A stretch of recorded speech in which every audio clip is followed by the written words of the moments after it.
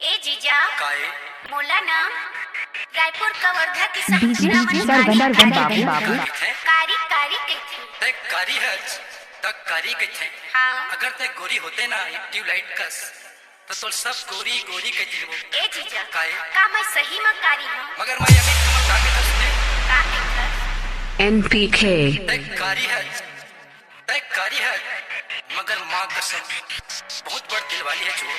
सही में ये भले कारी हवच वो, डीजे सर्वनर बाबू बाबू ये भले कारी हवच वो।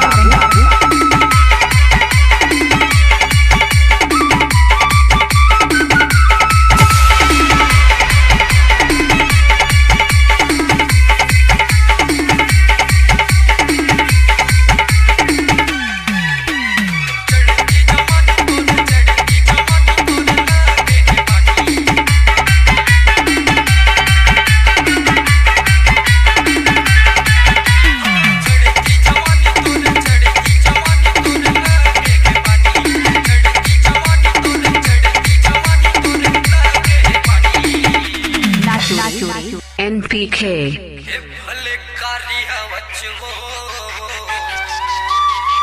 ये भले कारी हवच वो।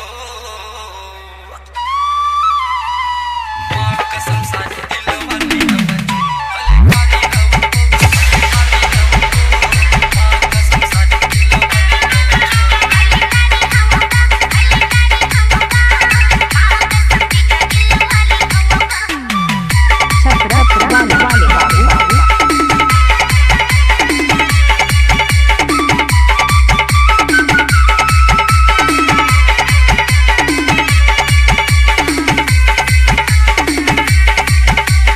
छपरा वाले बाबू बाबू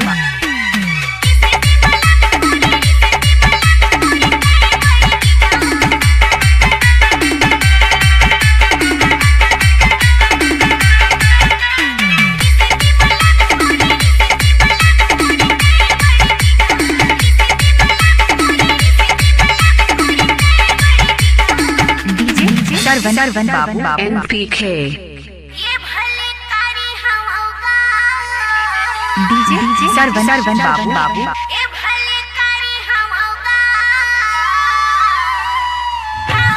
जीजा दिल वाली हवगा भले कारी हवगा जीजा दिल वाली हवगा भले कारी हवगा जीजा दिल वाली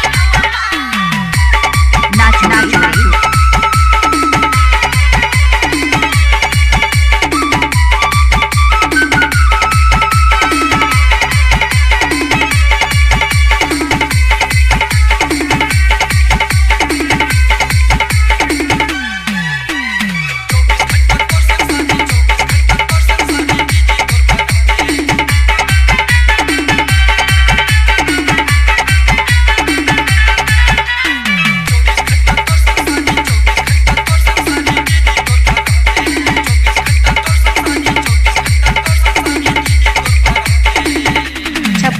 NPK मैं बना हूँ कैथा वो, छपरा वाले बाबू बाबू मैं बना हूँ कैथा वो। माँ कसम सारी दिल वाली मैं बना हूँ कैथा वो, मैं बना हूँ कैथा वो। माँ कसम सारी दिल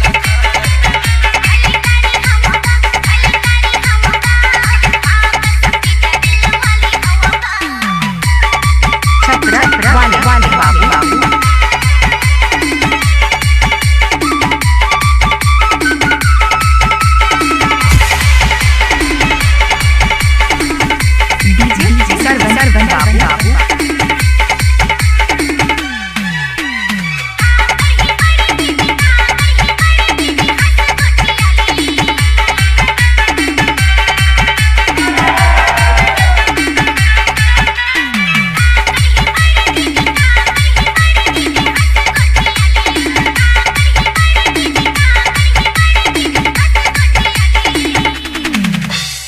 NPK ये सारी घलो होतेगा DJ सरवन बाबू ये सारी घलो होतेगा कसम जीजा घड़ी वाली सारी घलो होतेगा सारी घलो होतेगा कसम जीजा घड़ी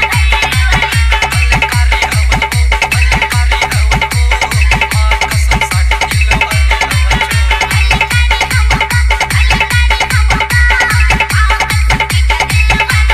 DJ सरवन बाबू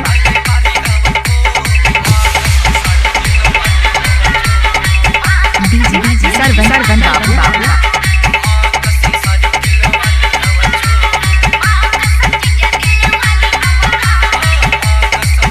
हमारे चैनल को सब्सक्राइब कर हमारे